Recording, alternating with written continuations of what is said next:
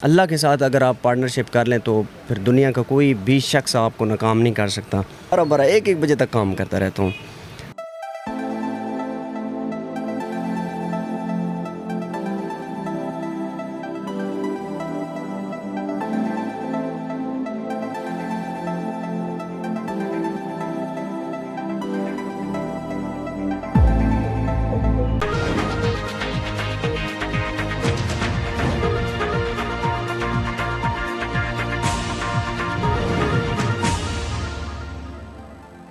अस्सलाम वालेकुम नाज़रीन, खबरनामा के साथ मैं हूं आपकी होस्ट ईशा चौधरी। नाज़रीन, आज हमारे साथ एक नौजवान मौजूद है। उन्होंने एमएससी केमिस्ट्री की हुई है और ये पार्ट टाइम यहाँ पे एज अ मैकेनिक जॉब कर रहे हैं। इनकी ये अपनी शॉप है या जॉब कर रहे हैं, लेकिन उन्होंने एमएससी केमिस्ट्री करने के बाद इसी प्रोफेशन को क्यों चूज़ किया है? क्योंकि इनके पास तो डिफरेंट अपॉर्चुनिटीज़ वगैरह थी जिनको ये फॉलो कर सकते थे, लेकिन यहाँ पे ये एज अ मैकेनिक ही क्यों है? इसके मैं आपको बताती जाऊँ कि इनकी जो स्टोरी है वो बहुत से जो नौजवान है जो नाकाम हुए बैठे हैं, जो किसी अगर उन्हें जॉब नहीं मिल रही तो वो एक मायूसी की ज़िंदगी गुजार रहे हैं, उनके लिए ये मुश्किल रात साबित हो सकती है।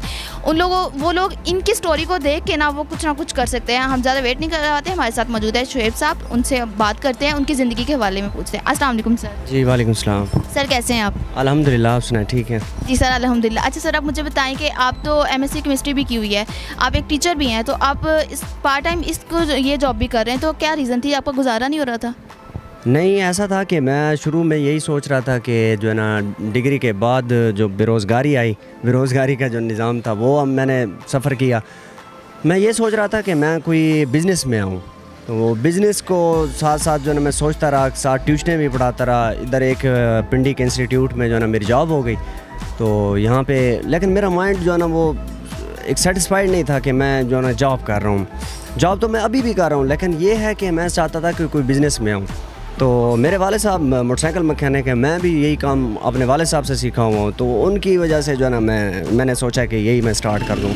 तो फिर मैंने ये स्टार्ट किया। अल्हम्दुलिल्लाह, शुक्र अल्लाह पाक का जो है ना बहुत अच्छा सिस्टम चल गया। कितने अरसे से आपने ये काम स्टार्ट किया है? हो गया मुझे 1.5 साल 2 साल होने वाले हैं अल्हम्दुलिल्लाह।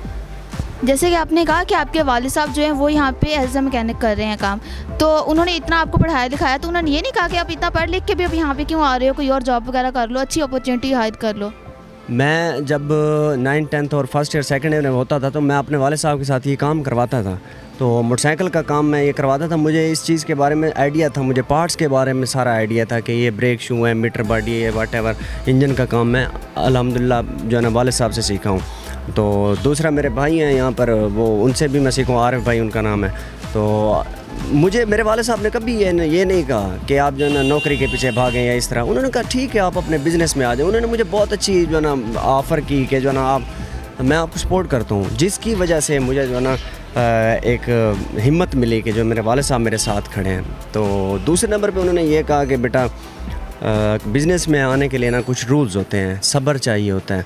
और जुनैद जमशेद साहब की बात वो मेरे लिए बहुत बड़ी मोटिवेशन है। उन्होंने मुझे ये उनकी वीडियो से मैं ये सीखा कि जो है ना अल्लाह के साथ अगर आप पार्टनरशिप कर लें तो फिर दुनिया का कोई भी शख्स आपको नाकाम नहीं कर सकता, ना कोई नुकसान हो सकता है आपको। तो उसी की वजह से अल्हम्दुलिल्लाह सिस्टम शुरू हो गया। तो आप जो इतना कामयाब हुए हैं, इसके पीछे राज क्या है? आपकी कामयाबी का राज क्या है, अगर आपको बयान करना चाहें? मेरे वालिदैन मेरे लिए मेरे इतनी सपोर्ट किया उन लोगों ने।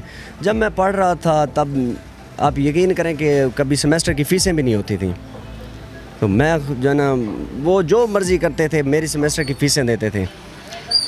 इस दुनिया में मैं ये समझता हूँ कि जिसने भी अपने माँ बाप की दुआ नहीं ली ना, उसको इस सोसाइटी में रहने को कोई हक़ ही नहीं है, वो फारिग है। ठीक है, माँ बाप की दुआ तो एक ऐसी चीज़ है कि जो है ना आपको एक प्लेटफॉर्म जो है ना प्रोवाइड कर देती है, जिसकी वजह से मैं समझता हूँ कि आज मैं इस स्टेज पे बैठा हुआ हूँ तो मेरी वालिदैन की दुआओं की वजह से मैं यहाँ पे बैठा हूँ अल्हम्दुलिल्लाह। आपका ताल्लुक़ सर किस शहर से है? मैं जनूबी पंजाब के एक इलाके से मेरा ताल्लुक़ है, जहाँ पे जो है ना बेरोज़गारी बड़ी अरूज पे होती है और कोई रोज़गार नहीं है वहाँ पर, जिसकी वजह से जो है ना मैं भी यहाँ पर शिफ्ट हुआ था पिंडी में। तो आजकल वहाँ पे वैसे भी हालात नहीं हैं, रोज़गार नहीं है वहाँ पर। तो सर जैसे कि आपने कहा कि अक्सर औकात ऐसा होता था कि आपको जो था फ़ी आप नहीं करवा सकते सबमिट, तो तब आपको क्या फ़ील होता था? लोग मजाक बनाते थे आपका? मेरे वाले साहब को लोग कहते थे कि इसको पढ़ाई छुड़वा दें, क्या करेगा ये, अपनी फील्ड में ले आओ, मैकेनिक की फील्ड में ले आओ। लेकिन मैं ये चीज़ सीखा हूँ कि जो ना अगर शऊर से जो है ना आइन निकाल दिया जाए ना तो वो फिर शोर ही रहता है, उसका कोई मैं समझता हूँ कि कोई मज़ा ही नहीं है। अगर मेरी कामयाबी है तो ये एजुकेशन के साथ ही है ना। मैं अगर आज किसी कस्टमर को डील करता हूँ तो वो इसी वजह से जो ना मैं कि भाई मेरे अंदर सब्र आया। सब्र किस वजह से आया? डिग्री की वजह से सब्र आया। मैं समझता हूँ कि डिग्री इंसान को आजिज़ी सिखाती है। ये एक ऐसी चीज़ है, तालीम के मुकाबले में तो कुछ भी नहीं है, कुछ भी नहीं है। सर, आपके जो स्टूडेंट्स हैं जहाँ पे आप टीचिंग वगैरह करते हैं, उनको पहले पता था कि आप एज ए मैकेनिक भी काम कर रहे हैं? वीडियोस वायरल होने के बाद पता चला है? नहीं, पहले भी पता था, फिर वीडियो वायरल होने के बाद फिर तो और जो है ना वो पूछने लगे, सर ये क्या कर रहे हैं आप, मैकेनिक वगैरह। मुझे इस चीज़ से कभी कोई भी वो नहीं हुआ कि मेरे हाथ काले हो रहे हैं, कपड़े काले हो रहे हैं, नहीं, ऐसा कुछ भी ना। मैंने इसको बड़े शौक़ से किया है, मैंने इस कारोबार को बहुत ही शौक़ से किया। आप यकीन करें कि मैं रात के 12-12, 1-1 बजे तक काम करता रहता हूँ, तो कभी इस तरह तक महसूस ही नहीं हुई, अल्हम्दुलिल्लाह। ऐसे एग्जैक्टली जब आपको ये होता है कि आपने मेहनत करनी है, आप कोई भी काम जो है वो छोटा बड़ा नहीं होता, आप वो करो, मेहनत करो तो अल्लाह ताला आपको उसका ज़रूर फल देता है। तो जो लोग आपका मजाक बनाते थे, अब वो आपको अप्रोच करते हैं, उनका अब क्या रिस्पॉन्स मिलता है आपको? जो लोग मेरा मजाक उड़ाते थे, मेरा जो ना या सपोर्ट नहीं किया उन लोगों ने, आज भी मैं अल्हम्दुलिल्लाह उनकी इज़्ज़त करता हूँ। मेरे पास आए तो मैं उनके कभी भी मैंने मूड ऑफ नहीं किया, ना मेरा ज़मीर मानता है। लेकिन मैं अगर बढ़ा हूँ तो उन लोगों की वजह से आगे बढ़ा हूँ, क्योंकि उन्होंने मुझे मुश्किल वक्त में छोड़ा। कोई बात नहीं, ऐसी कोई बात नहीं, क्योंकि जब इंसान स्ट्रगलिंग पीरियड में होता है तो बड़े बड़े लोगों को छोड़ देते हैं, ठीक है। लेकिन मैं आज भी मेरे पास आते हैं तो मैं उनकी कदर करता हूँ।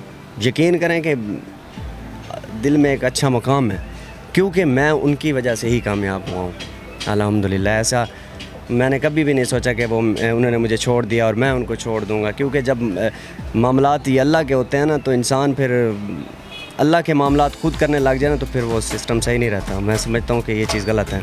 अल्लाह के मामलात अल्लाह खुद ही करें तो बहुत अच्छा है। ये इंसान ये अल्लाह के मामलात करने शुरू हो जाए तो फिर कोई फ़ायदा ही नहीं है। आपकी लाइफ का कोई ऐसा रिग्रेट हो जो आपने अभी तक ना किया हो, या कोई ऐसी अपॉर्चुनिटी वगैरह आपको मिली हो जो अवेल ना कर सके हो आप? मैं डिग्री के बाद मैंने ना चाइना के लिए अप्लाई करना शुरू कर दिया, इंटर्नशिप के लिए, ताकि मैं एमफिल चाइना से कर सकूं। तो मैं एमफिल जब चाइना के लिए अप्लाई कर रहा था तो मुझे एक्सेप्टेंस लेटर दे दिया ना प्रोफेसर ने, तो उन्होंने कहा कि आप मेरे पास आ जाएं। तो लेकिन जब वो सारा मैं प्रोसीजर कंप्लीट करके बैठा हुआ था तो मैंने वालिद साहब से कहा कि मैंने कहा अब्बा जी मुझे पैसे दें, तो मैंने बाहर जाना। तो उन्होंने कहा जी नहीं, मेरे पास पैसे ही नहीं हैं। तो फिर उस चीज़ का मुझे आज भी अफसोस है। लेकिन मैं समझता हूँ कि अगर अल्लाह पाक की तरफ से वो सारे मामलात हुए हैं, क्यों अगर मैं चाइना नहीं जा सका, ठीक है, तो जो मेरे सीनियर या जो मेरे कुलीग चाइना चले गए, उसके बाद कोरोना आ गया, ठीक है, वो उधर बैठ के रो रहे थे, ठीक है, कि शुएब तू नहीं आया, बहुत अच्छा किया।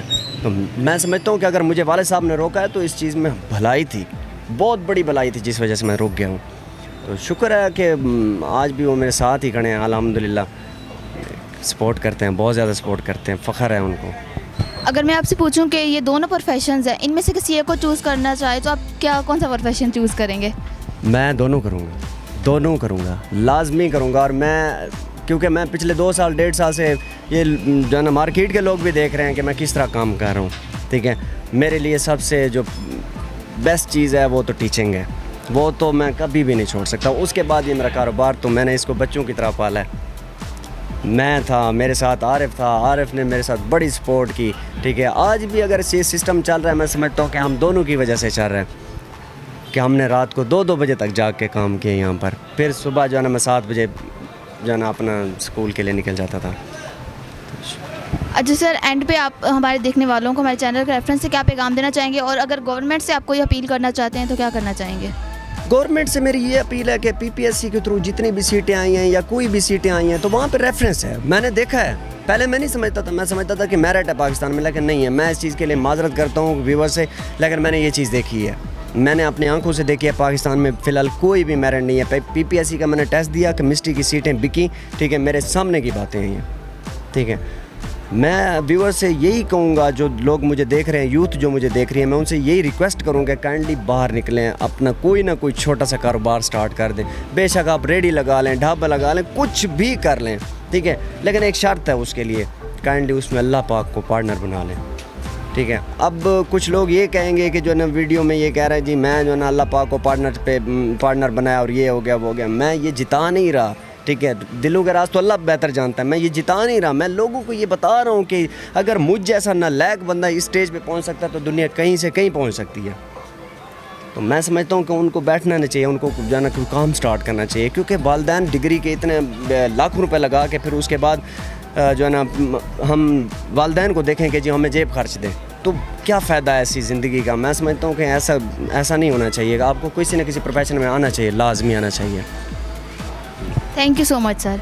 जी तो नाज़रीन आप देख रहे हैं हमारे साथ ये शुएब साहब मौजूद थे। इनकी जो स्ट्रगल की कहानी है वो आपने भी सुनी, आपने देखी होगी कि इन्होंने कितना कुछ फेस किया है। इवन के ये जब पढ़ रहे थे तो अब इनको फ़ी देने के भी इनके पास पैसे नहीं होते थे। जब इनको चाइना की अपॉर्चुनिटी मिली तब भी ये अवेल नहीं कर सके, लेकिन इन्होंने मेहनत की है, हिम्मत नहीं हारी और अपना आज एक इनका माशरे में अलग मकाम बना है।